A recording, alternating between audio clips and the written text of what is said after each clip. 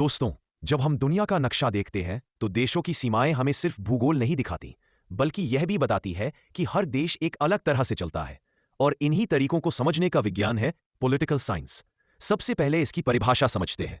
Political science वह अध्ययन है जो सरकार, कानून, सत्ता और समाज के बीच के संबंधों को समझाता है। सरल शब्दों में, पॉलिटिकल साइंस वह ज्ञान है जो बताता है कि देश कैसे चलाए जाते हैं और लोग कैसे शासित होते हैं। अब आते हैं शासन के प्रकार, यानी गवर्नमेंट टाइप्स पर। पॉलिटिकल साइंस हमें दुनिया में चलने वाले अलग अलग शासन समझाता है। पहला, लोकतंत्र, डेमोक्रेसी, जहां जनता सर्वोच्च होती है, नेता जनता चुनती है और सरकार जनता के लिए काम करती है। भारत, अमेरिका, जापान इसी व्यवस्था पर चलते हैं। दूसरा, राजशाही, मोनार्की, जहां राजा या रानी शासन का केंद्र होते हैं।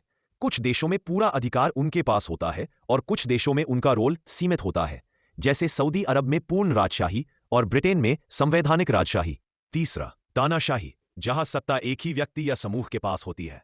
जनता की आजादी सीमित होती है और निर्णय जनता नहीं बल्कि शासन तय करता है।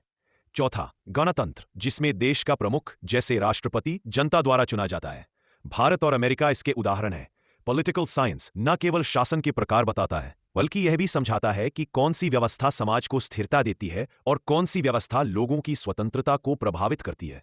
यह विषय हमें यह भी सिखाता है कि कानून कैसे बनाए जाते हैं, नीतियां कैसे बनती हैं, अंतर्राष्ट्रीय संबंध कैसे चलते हैं और नागरिकों के अधिकार व कर्तव्य क्या होते हैं। पॉलिटिकल साइंस का सबसे बड़ा उद्देश्य यही है कि नागरिक जागरूक बने, सरकार को समझे और सही निर्णय लेने की क्षमता विकसित करें।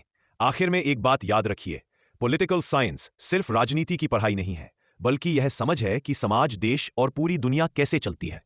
अगर कोई व्यक्ति सही नेतृत्व, सही व्यवस्था और सही दिशा समझ सके, तो वह सिर्फ अपना नहीं, बल्कि अपने देश का भविष्य भी बदल सकता है।